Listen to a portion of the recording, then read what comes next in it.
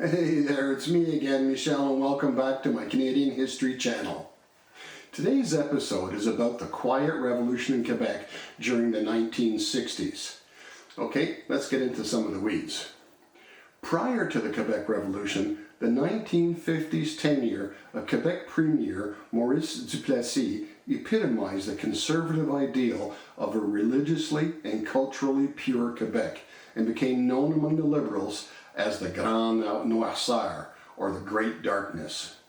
At this time, Quebec's industries and natural resources were developed and owned mainly by foreign investors.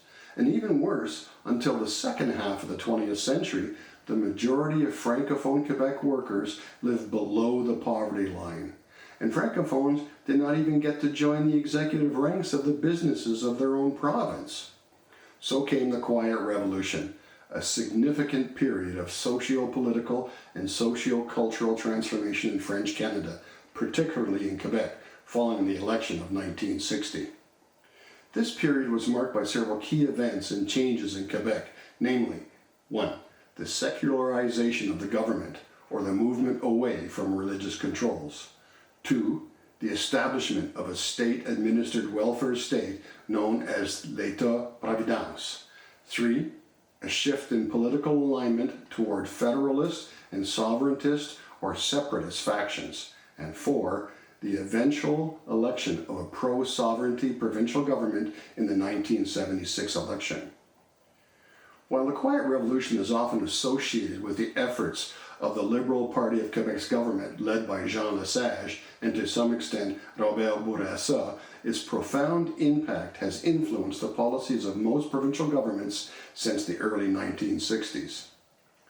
At this time, the Liberal Party, led by Jean Lesage, campaigned under the slogans "Il faut que ça change," things have to change, and "Maîtres chez nous," masters of our own house.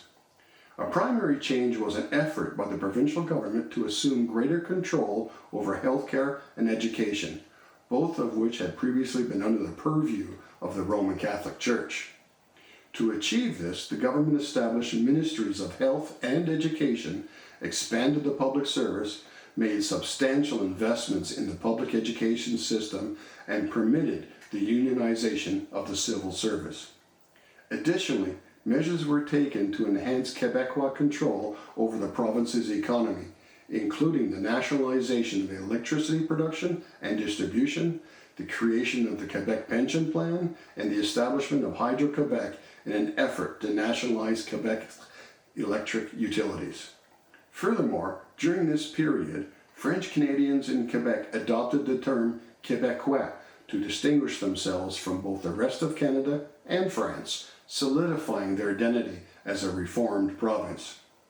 The Quiet Revolution ushered in a period of significant economic and social development, not only in Quebec, but also in French Canada and Canada as a whole.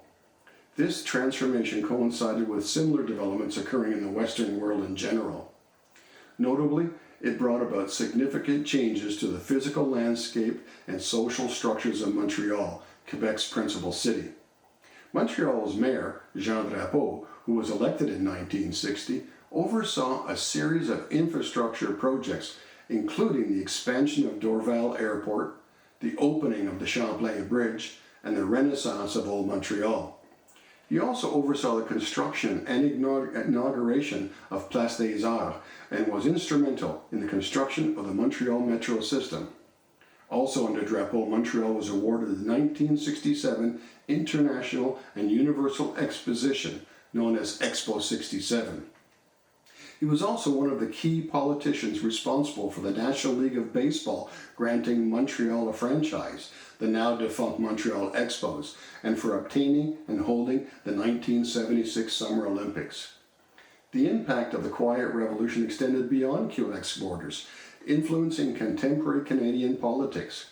Concurrent with the rise of Quebecois nationalism during this era, French Canadians made substantial strides in shaping the structure and direction of the federal government and national policies.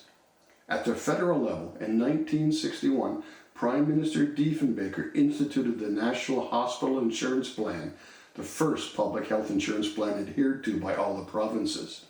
and in 1966 the National Medicare program was created. Federal politics were further influenced by the election of Pierre Elliott Trudeau in 1968. The rise to power of arguably Canada's most influential Prime Minister was unique in Canadian politics. Before the end of the 1960s, Trudeau would pass the Official Languages Act in 1969, which aimed to ensure that all federal government services were available in both of Canada's official languages. And by the end of the 1960s, Trudeau had also passed legislation decriminalizing homosexuality and certain types of abortion. Well, that's it for this interesting episode in our history. Please stay tuned for the next episode, Women's Suffrage, or more plainly, the right of women to vote in Canada. Now remember, at any time, feel free to leave comments or questions below, and I'll do my best to respond to them all. And please, be a true Canadian and be polite. And if you like this content, give this video a thumbs up and click that subscribe button below to see more.